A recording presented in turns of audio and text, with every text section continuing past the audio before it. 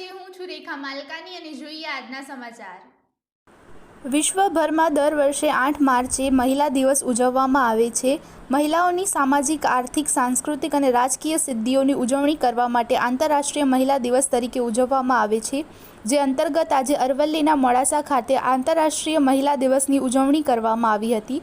આ કાર્યક્રમમાં મંત્રીશ્રીએ સમાજમાં, પરિવારમાં મહિલાનું મહત્ત્વ સમજાવતા જણાવ્યું કે આજે દરેક ક્ષેત્રે મહિલા ખૂબ જ ઉમદા પ્રતિનિધિત્વ કરી રહી છે, જેનું ઉત્તમ ઉદાહરણ આપણું અરવલ્લી જિલ્લાનું પ્રતિનિધિત્વ બખૂબી નિભાવી રહેલી દરેક ઉચ્ચ હોદ્દા પર બિરાજતી મહિલાઓ છે, જેમાં જિલ્લા કલેક્ટર, જિલ્લા પોલીસ વડા, જિલ્લા પ્રમુખ, મહિલા અને બાળ વિભાગના અધિકારી, જિલ્લા શિક્ષણ અધિકારી તેમજ અન્ય મુખ્ય કચેરીઓના વડાઓના હોદ્દાઓ પર આજે જિલ્લામાં મહિલા વહીવટી જવાબદારીઓ નિભાવી રહી છે અને મહિલા નેતૃત્વમાં ઉમદા ઉદાહરણ પૂરું પાડી રહી છે।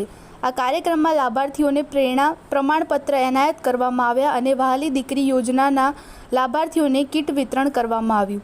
આ કાર્યક્રમમાં જિલ્લા પંચાયત પ્રમુખ પ્રિયંકાબેન ડામોર, જિલ્લા પોલીસ વડા શેફાલી બરવાલ, જિલ્લા વિકાસ અધિકારી દીપેન કેડિયા, નિવાસી અધિક collector Jashwant Jegoda, DRDA director RN Kuchara, મહિલા અને બાળ વિભાગના અધિકારી હસીના મંસૂરી, અન્ય જિલ્લામાં પદાધિકારીઓ તેમજ વિભાગના અધિકારીઓ અને ખૂબ જ મોટી સંખ્યામાં મહિલાઓ ઉપસ્થિત રહી હતી।